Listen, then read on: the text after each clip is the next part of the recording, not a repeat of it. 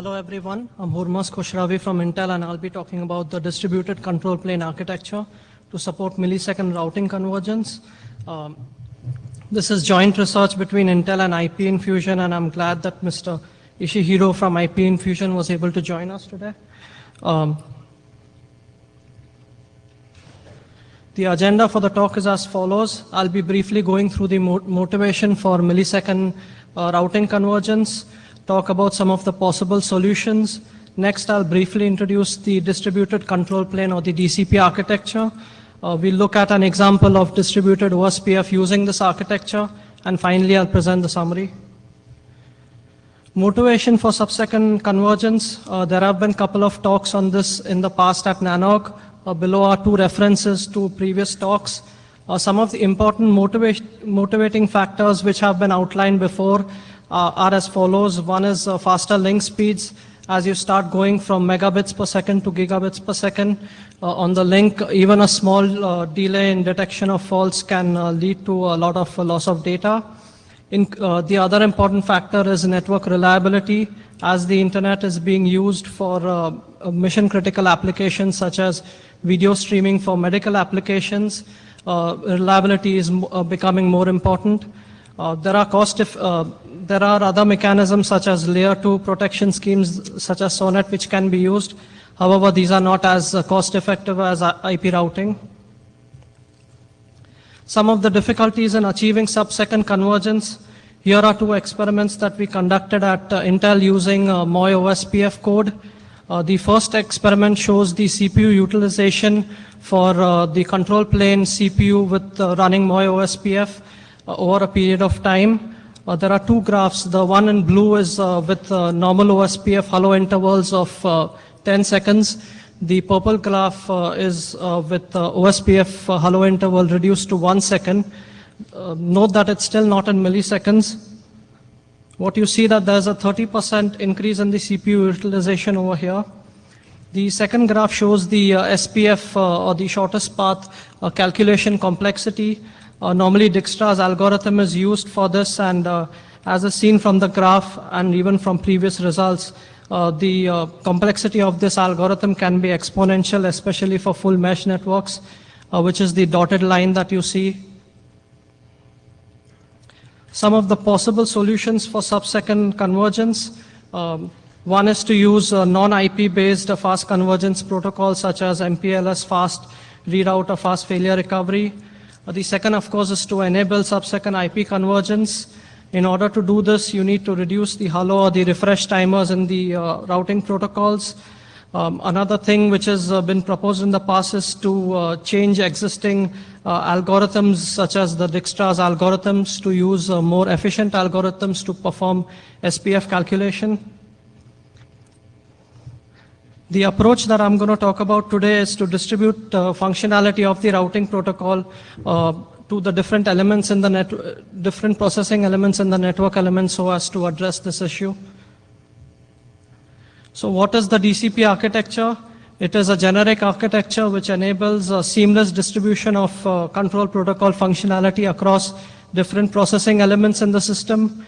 As you can see on your right, there's a network element consisting of a control card and a bunch of line cards. What DCP architecture allows you to do is allows you to seamlessly distribute some of the control protocol functionality across all these different processing elements in the system. Some of the features of DCP include that it's scalable across multiple processor hierarchies. It's independent of the interconnect or the backplane technology. It's control protocol independent, and also it's a very modular extensible architecture because there have been well-defined interfaces, and so you can easily extend the functionality, add new protocols, etc. to this. I'll briefly go through the software architecture. The two main parts of the software architecture include the DCP infrastructure module and the DCP communication library. As can be seen from the picture, the control card is running the main OSPF controller code over here, and the line card is running the OSPF hello processing functionality. DCP communication library enables seamless communication of the distributed protocol modules across any interconnect. The DCP infrastructure module provides functionality such as maintaining the namespace of the system, binding and discovery. It also has a transport plugin to allow communication with other DCP infrastructure modules. In order to provide an interconnect independent technology, the IETF forces protocol can be used over here. An example of this is this architecture using distributed OSPF is as follows. On the left, you see a control card and a bunch of line cards in a network element. The OSPF is completely running on the control card. On the right-hand side, it's now DCP enabled, so the OSPF hello packet processing is now offloaded onto the line cards. And as you can see, the hello packets are now being terminated on the line cards, and they no longer need to be forwarded to the control processor. Summary: DCP architecture facilitates sub-second routing convergence. It's a generic architecture, and some of the other things that this facilitates is basically building scalable control planes with faster fault detection and also resilience against control plane DOS attacks, because now some of the protocol packets are being terminated on the line cards.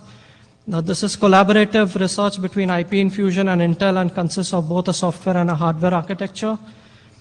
And the DCP framework can be used to improve performance of different control protocols such as OSPF, ISIS, BGP. And we have a paper that we've published in Intel Technology Journal. Here's a link to the paper, which has a more detailed technical description of the architecture, etc. Any questions?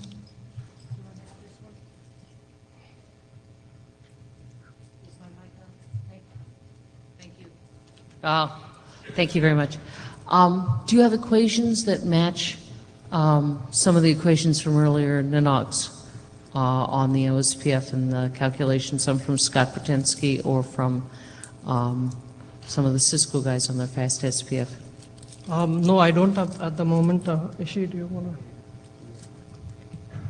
Yeah, I think there's a couple of the new algorithms to reduce the OSPF SPF calculation, especially called the incremental SPF calculation.